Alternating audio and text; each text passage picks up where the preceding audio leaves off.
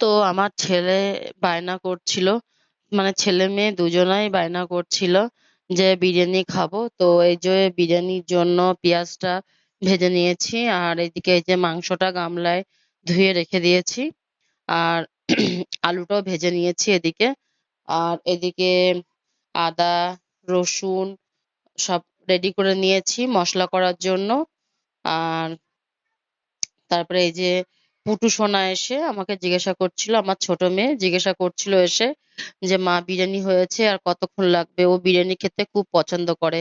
আর এদিকে বিরিয়ানি চালটা বসিয়ে দিয়েছি হাঁড়িতে, ওই গরম মশলা লঙ্কা সবকিছু দিয়ে একটু দুধ দিয়ে হাঁড়িতে বসিয়ে দিয়েছি। আর এদিকে মাংসটা কষা হচ্ছিল, মাংসটা কষিয়ে নিচ্ছিলাম।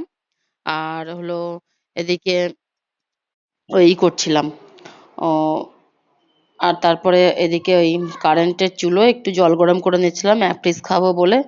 তো ওইদিকে মানে আমার গ্যাসের ওভেনটা একটু খারাপ হয়ে গেছে বলে ওইদিকে কারেন্টের চুলোয় জল গরম করছিলাম। আর এদিকে বিরিয়ানির মশলাটা করছিলাম, মশলাটা ভেজে একটু গুঁড়ো করে নিচ্ছিলাম, ওই জন্য মশলাটা ভেজে নিচ্ছিলাম। বিরিয়ানির গুঁড়ো মশলাটা আমার ছেলে দোকানে গিয়ে পায়নি।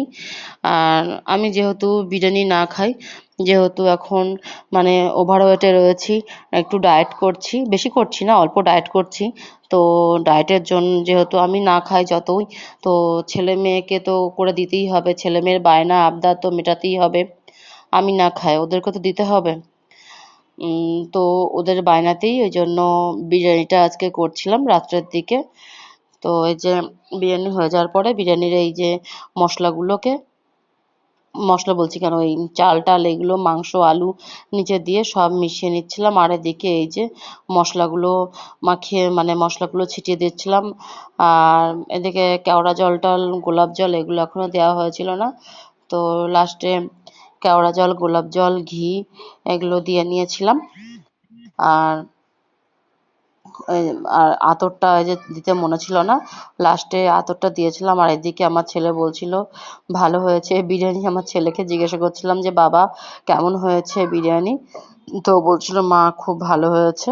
আর এদিকে এই যে আমার এই যে বড় মেয়ে, ও বলছিল ভালো হয়েছে মা। আর এই যে বিরিয়ানি লাভার আমার পুটু মা, আমার ছোট মেয়ে, ও বলছে মা খুব ভালো হয়েছে। ও তো বিরিয়ানি করার আগের থেকেই করছে, মা বিরিয়ানি কখন হবে কখন হবে।